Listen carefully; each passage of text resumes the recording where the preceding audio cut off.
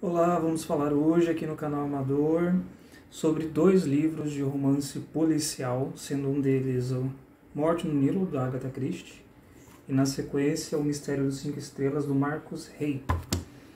Agatha Christie, vamos lá. Em 1937 ela publicou esse livro logo na sequência do assassinato do Expresso do Oriente, e logo também a gente já percebe que é uma sequência porque o próprio Hercule Poirot, né, o detetive famoso dela, faz menções aqui nesse livro ao próprio trem, né, do Expresso. É interessante. E aqui ela vai falar um pouquinho sobre o relacionamento, um triângulo amoroso, que não acaba bem, né? E mais uma vez a gente está aqui ambientado num espaço onde várias pessoas estarão reunidas, várias pessoas até então distintas, estarão reunidas, né, nesse espaço onde acontecerá um assassinato e uma delas, né, será a culpada, será a assassina. Então a gente também pode falar que a gente tem dois clímax aqui nessa história, porque você, sabendo que já tem um assassinato para acontecer, opa, isso sempre acontece, você já fica meio pensando quem vai morrer e da maneira que morre, como é arquitetado isso, né? E o segundo clímax é de fato a investigação, né? Onde vai ter aquela brincadeira de gato e rato, onde a personagem que vai matar ali a outra, de certa maneira já está sabendo que o Hercule Poirot estava por perto, né? E mesmo assim decide fazer o que faz, né? E nesse caso aqui vai se tratar de um triângulo amoroso, né? O livro já começa aqui nos lançando aqui a conhecimento das personagens desse círculo, né, do grupo de pessoas que estarão ali dentro daquele espaço, vai apresentando um por um, então são vários nomes, você às vezes se pega tentando memorizar, mas aí, com o decorrer da história isso fica mais natural, né? Então você se pega ali vendo quem são cada um, nomes, o que eles fazem, de onde eles são e principalmente estão todos ligados a uma personagem central, que no caso aqui é a Lynette Hildegard. Essa mulher, né, conhecida pelo seu dinheiro, não digo ser famosa no sentido de fama, tá, mas ela é conhecida por muita gente porque ela se tornou rica, é atraente, ou seja, tem tudo o que ela gostaria de ter.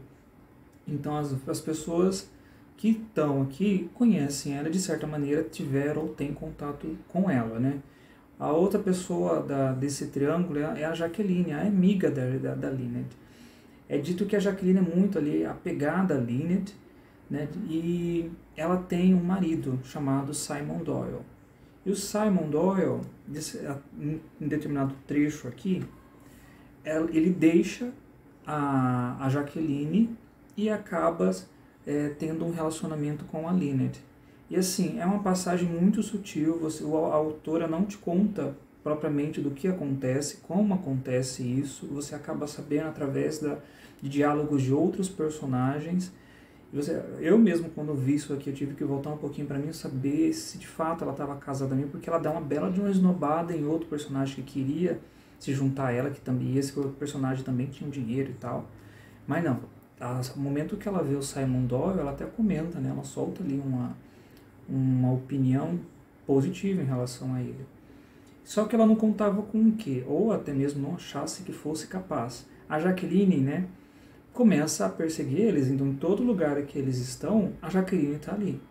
E isso acaba, de certa maneira, deixando ela desgostosa, e isso acaba deixando ela até mesmo preocupada. A gente nunca sabe como a pessoa é capaz de agir, né, pela emoção. E isso acontece quando ela vai para o Egito, né? Eles acabam fazendo uma viagem lá para o Nilo, e lá eles começam a passear, tudo e tal. Várias pessoas desse grupo que é apresentado logo no comecinho também tem seus motivos para ir para o Egito, inclusive o Hercule Poirot, né? É dito, parece que ele quer tirar umas férias, ele não quer procurar um caso específico e tal, mas ele já acaba sendo envolvido mesmo sem querer. Então o caso chegou até ele mesmo sem ele procurar. E acontece da Jaqueline também ir atrás dos dois, né? E ali perseguir eles no Egito.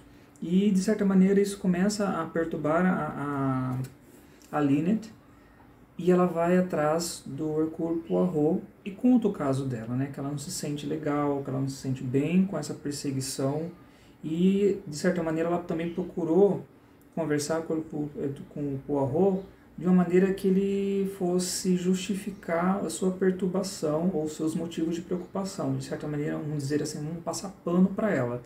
Mas não é o que ele faz, ele dá uma bela de uma lição, ele é muito sincero com ela e ela acaba não gostando muito do que ele comenta, né? Na página 48 ele fala, ó, serei bastante franco. A meu ver, embora tenha tentado iludir-se, a senhora roubou conscientemente o marido de sua amiga. Em minha opinião, sentiu desde o início uma forte atração por ele, mas houve um momento em que hesitou, quando se deu conta de que havia uma escolha a fazer. Ele deixa bem claro, escolha. Poderia desistir ou seguir em frente. Essa escolha, a meu ver, dependia da senhora e não do Monsieur Doyle. A senhora é bonita, rica, inteligente, esperta, atraente, poderia ter se valido disso ou desistido. Tem tudo o que a vida pode oferecer, madame. A vida de sua amiga resumia-se a uma única pessoa. A senhora sabia disso, mas, apesar de hesitar, não abriu mão do seu desejo. Ao contrário, decidiu agir de acordo com o que queria, como um homem rico da Bíblia que se apoderou da única ovelha do homem pobre. E ela fica, né, ela não gosta dessa opinião, acha que ele foi muito radical, mas, de certa maneira, né, ele foi bem cirúrgico na opinião dele. Passa o dia, ele conversa com a Jaqueline. E a Jaqueline se mostra extremamente passional, né? Ela é levada às emoções. Ela comenta, ó, nós nos amávamos, nós, né? Eu amava a Lynette, confiava nela. Ela era minha melhor amiga. Lynette sempre comprou o que queria, nunca se privou de nada. Quando viu Simon, desejou-o e simplesmente apropriou-se dele. Essa é uma opinião da Jaqueline. Depois, ele continua, e ele consentiu em ser comprado? E a Jaqueline responde, não é bem assim. Se fosse, eu não estaria aqui agora. O senhor está insinuando que Simon não merece ser amado? Se tivesse casado por dinheiro, seria verdade, mas não casou-se por dinheiro. O caso é mais complexo do que parece. Existe algo chamado deslumbramento, Monsieur Poirot. E o dinheiro ajuda nisso. Lynette tinha um ambiente. Era a rainha de um reino, a jovem princesa, cheia de luxo. Então ela tenta juntar isso do Simon ao deslumbramento que ele tinha, né? A questão da financeira e questão de aparência, e não de sentimento. Quando se vai ler para a questão de sentimento, a Jaqueline estava apostando que eles ainda se amavam, né? Então, ou seja, o deslumbramento poderia se desmoronar ali, e o ressentimento, aquilo que estava escondido, volta à tona, então poderia sim que os dois poderiam voltar e ficar juntos, né? E mais para frente, aí o Poirot conversa com o próprio Simon, né? Em que ele comenta um pouquinho lá sobre a questão dessas trocas e do como ele se sente com essa perseguição de Jaqueline. O senhor há de compreender, o homem não quer que a mulher goste mais dele do que dela. Aliás, um homem não quer que a mulher goste mais dele do que ele gosta dela. Né? Ninguém quer se sentir a propriedade de alguém. Seu corpo e sua alma passam a pertencer ao outro. É uma atitude bastante possessiva. Ou seja, para o Doyle, ele coloca aqui uma questão de não simplesmente paixão, mas posse. Ele coloca a Jaqueline como ela não tinha uma paixão, ela tinha posse. Ela queria ele, ela não gostava em si, necessariamente. Ela queria ter e apenas isso. E na sequência a gente vai ter o desenrolar, né, de como vai acontecer a morte aqui dentro, como ela se desenrola. É uma morte bastante incrível, né? É uma morte bastante interessante também, porque você passa, acho que boa parte do livro, né, conhecendo os motivos desses personagens, conhecendo quem é esse triângulo amoroso. Primeiro ela mostra quem é, né, seus motivos, como cada um pensa a respeito do mesmo assunto, para depois acontecer o assassinato. Aí tem todo o desenrolar, as investigações, as conversas do Poirot e junto do amigo dele, né, o Race. Os dois vão ali, um por um, e esse assassinato acontece dentro de um barco, né, o Carnat, que ele está ali passeando e numa noite acontece isso. É mais um livro assim de romance policial, então você vai ter aqui vários tipos de personagens, vai ter os personagens tipo mesmo, né? Você vai ter uma senhora rica, aquela senhora ranzinza, o cara fechada, aquele outro cara mais introspectivo, vai ter a criada da moça rica, você vai ter o policial. Então são personagens tipos, né? Tem um ou outro personagem caricato. Eu acho que uma das partes mais engraçadas é que ela coloca um personagem bem caricato, que é uma escritora de livros eróticos. E quando o Poirot chega para conversar com ela, é muito engraçado.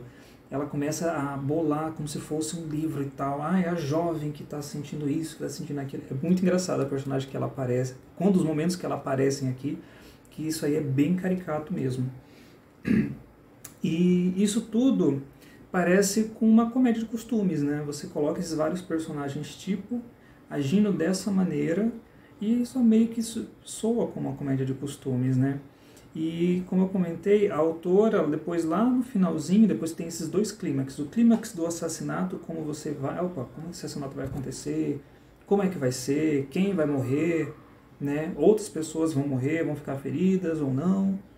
E o clímax do final, né? Toda a performance do Poirot, para lá no final você já saber o que de fato, quem matou, as motivações, vai ter de novo ele falando, né, sobre a questão da cena toda ambientada, como se desenrolou.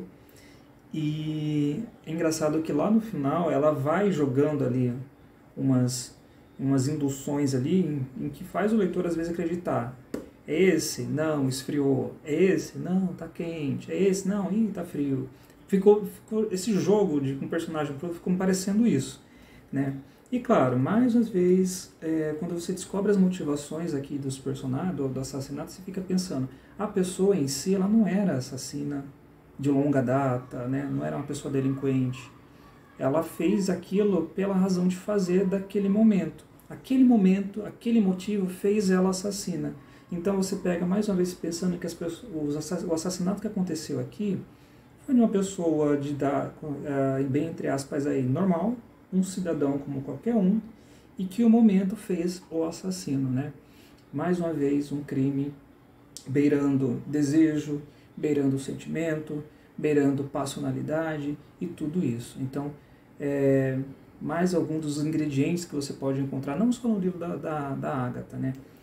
Mas como também outros romances policiais aí. Depois que eu li esse livro, de todos que eu já li da Agatha até então, é um livro interessante. Eu não fiquei assim estupefato com, meu Deus, o desfecho dele me deixou sem chão, porque eu acredito que, para mim ainda, e não sobrou nenhum, Assassinato no Expresso do Oriente e A Morte de Roger Ackroyd ainda tem os finais mais surpreendentes dos livros que eu já li. Tem tantos outros livros dela ainda para ler pela frente, mas esse é um bom livro e gostoso de ler, né? Fica a dica aqui desse livro. E na sequência eu peguei outro livrinho aqui, da editora Ática. Gente, eu li esses livros aqui na 6ª série, do Marcos Rey, O Mistério dos 5 Estrelas, da editora Ática, com aquela coleção Vagalume, onde tem vários livros infantos juvenis. E o Marcos Rey, eu lembro de ter lido uns 2 livros dele. Esse aqui eu não tinha lido ainda, eu tenho mais 2 deles aqui. E eu estava nessa pegada aí de romance policial, resolvi pegar para ler. Aqui você vai encontrar também uma história de assassinato, uma história de perseguição, onde haverá um crime, né? A pessoa vai ser testemunha ou verá aquele crime e todo desenrolar até você saber o final. A diferença aqui é que assim, é um livro infanto-juvenil, então assim, você não vai pegar esse livro aqui e esperar a mesma complexidade de um livro da Agatha Christie, por exemplo. Aqui o público-alvo é outro. Não que isso fosse impedimento também, mas o objetivo desse livro até então é isso, né? A gente vai conhecer aqui o Mistério dos 5 Estrelas, a gente vai ter esse hotel, né? E aqui o personagem principal é o Leonardo. Ele trabalha como um mensageiro do hotel e tal, e em determinado dia ele está lá conversando com o Sr. Barão, uma das personagens que é bem conhecidas ali, do meio em que vive, pelas suas atitudes filantrópicas e tal. E em determinado dia ele vai entregar uma coisa para o Barão, e o Barão, assim, no momento que ele abre a porta do apartamento dele, de esguelha ali, ele já vê um corpo no chão, né? Um corpo no chão. Ele ficou abismado com aquela situação e ainda mais com a atitude do Barão, né? E o que acontece? Ele vai sair, ele vai conversar com o amigo dele, vai falar sobre o amigo dele, o Gino, se não me engano, eu confundi o nome da pessoa, que trabalha como porteiro.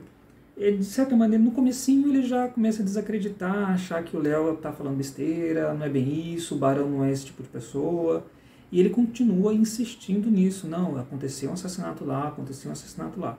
Conversa com a sua família também não acredita logo no primeiro momento. Passam a acreditar quando descobrem, eles acham um corpo boiando no rio, né? E aí começam a lembrar do que o Leonardo tinha contado, né? Ó, tinha um corpo lá, ele estava falando veemente que tinha um corpo lá no apartamento. O apartamento do Barão foi revirado, não acharam nada. E aí vai, a história vai se desenrolar, a polícia vai entrar no meio, a polícia vai desacreditar mais uma vez o Leonardo, né?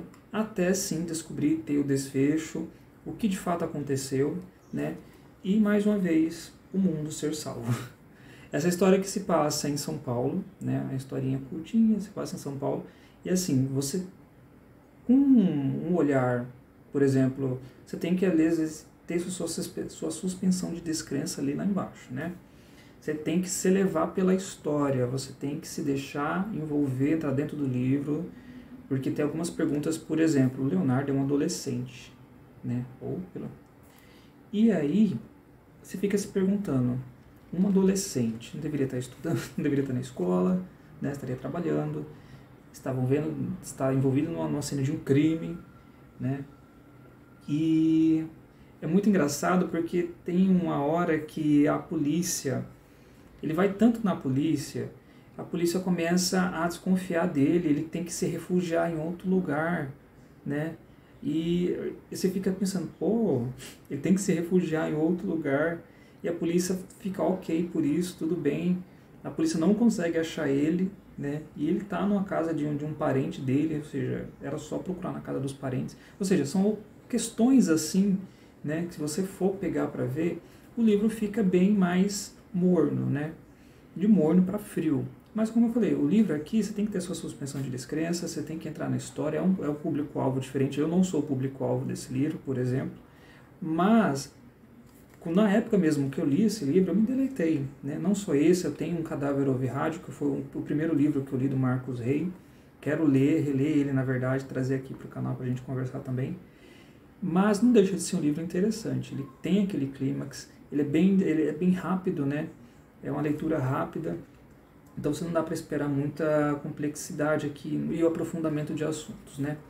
Então vale a pena ser lido sim. É aqui uma boa porta de entrada para romances policiais, ainda mais, né, que é ambientado aqui no Brasil. Bom, fica a dica aqui de 2 livros legais, gostosos de ler, Agatha Christie, né, pelo reconhecimento dela, Marcos Rey pela importância, pela porta de entrada que esses livros da coleção Vagalume, né, trouxe e ainda traz para várias pessoas. Tá? Fica a dica aqui desses livros legais. Se você gostou do vídeo, curta, se inscreva no canal, tem vídeo aí toda semana e até a próxima.